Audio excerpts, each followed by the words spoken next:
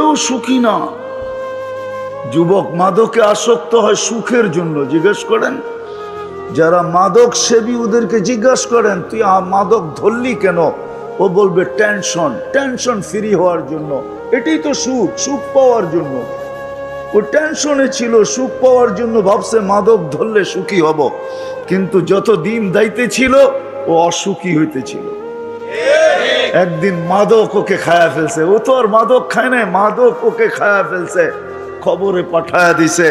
হাট্টা গাট্টা সুদর্শন যুবক আজকে কঙ্কালে রূপান্তরিত হয়ে গেছে। এখন আর কেউ ওর দিকে তাকাইতে চায় না, গড়ালাও ওকে সইতে চায় না। তো যেটা বুঝাইতেছিলাম, ছোট একটা জীবনে আমরা সুখী হইতে চাই।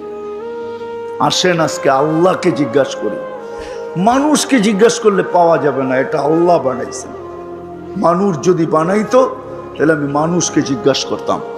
কোনো আর্কিটেকচার যদি সাজাইতো তাহলে ওকে জিজ্ঞাসা করতাম। কোনো কোম্পানি যদি, বিদেশি কোনো কোম্পানি যদি এটাকে সাজাইতো তাহলে ওকে জিজ্ঞাসা করতাম।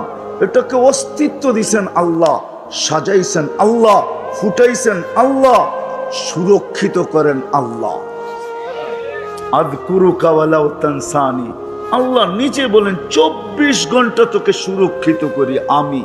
এই জন্যই তো রব্বুল আলামিন, 24 ঘন্টা লালন পালনকারী আল্লাহ। এই জন্যই তো কোনো সমস্যা হয় না। এতগুলা লোক অক্সিজেন নিতেছে আর ছাড়তেছে, ঠিক না? একজনের গার উপরে আরেকজন